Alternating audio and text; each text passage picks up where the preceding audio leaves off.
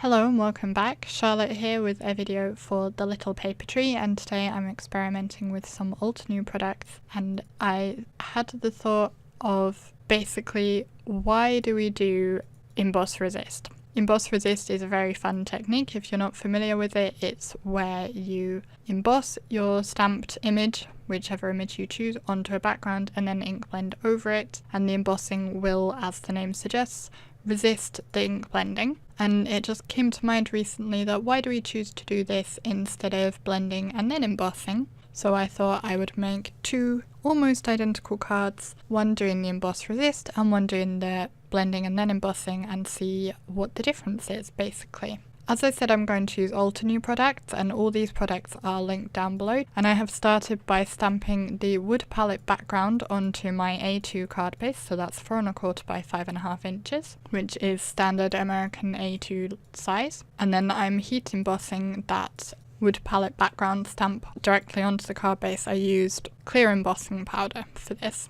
I'm then going to ink blend over it, and this is my Emboss Resist technique one, this first one. And I'm using an ink also from Altenew, and this is Paper Bag, which is a brown ink. It has a kind of reddish tone to it in comparison to some of the other browns I have. And I'm just using a regular ink blending tool, as you might use for your distress inks or distress oxides. You could of course use distress inks or oxides or any other ink you have for this technique. I chose to use the Altenew ink because I was working with Altenew products and I just thought it would be fun to try and do that, and I haven't tried blending with this particular ink before, so I thought I'd give it a go.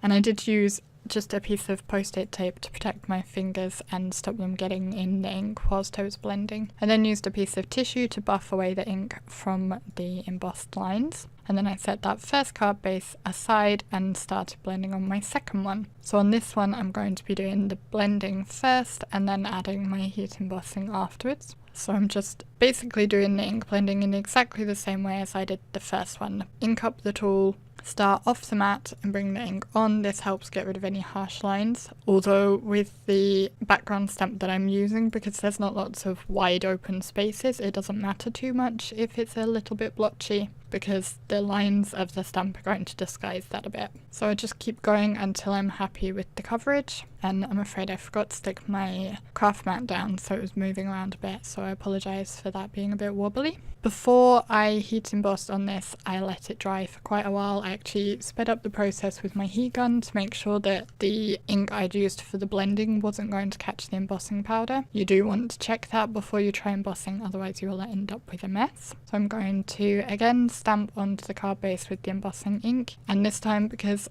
I want the white lines, so I need to use white embossing powder. The Emboss Resist technique one, I used clear embossing powder because it was on white anyway. I did think afterwards that maybe I should just have used the white embossing powder for both, because that would have been a fairer comparison, because obviously the clear on the white card base will be a slightly different look than the white embossing powder itself, but I didn't think of that at the time. And generally when I do Emboss Resist, I do use clear embossing powder if I want the colour of the card base to show through, which if it's white, I generally do that. To finish off these cards, I'm going to use a sentiment from Altenew's Superscript stamp set. This one says hello, and I'm going to heat emboss this over the top of my background, and I'm going to use gold embossing powder this time because I thought that would stand out nicely. The lines of the embossing from the background stamp do show through a bit. They add texture to the sentiment that's placed over the top. I got around this by double stamping and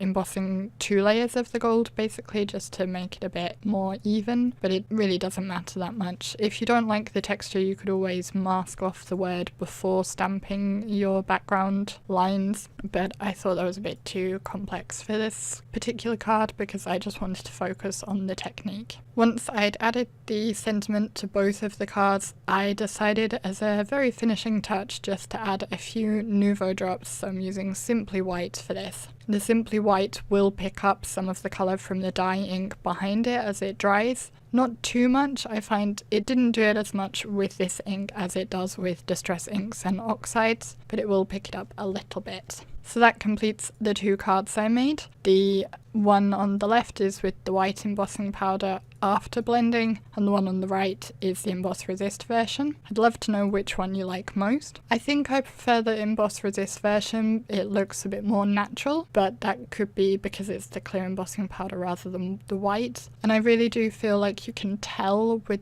the second technique that the embossing is on top, which I don't think works as well for this particular background. I think for the wood palette background you really want it to look as though the lines are in the wood rather than on top of the wood, but for a different stamp it might work better the other way. As I said, I'd love to hear in the comments which of the two techniques you preferred. If you enjoyed this video, please do hit the like button and subscribe to the channel. There are a couple of other videos on the screen that you may enjoy. Thank you for watching and we'll see you next time. Bye!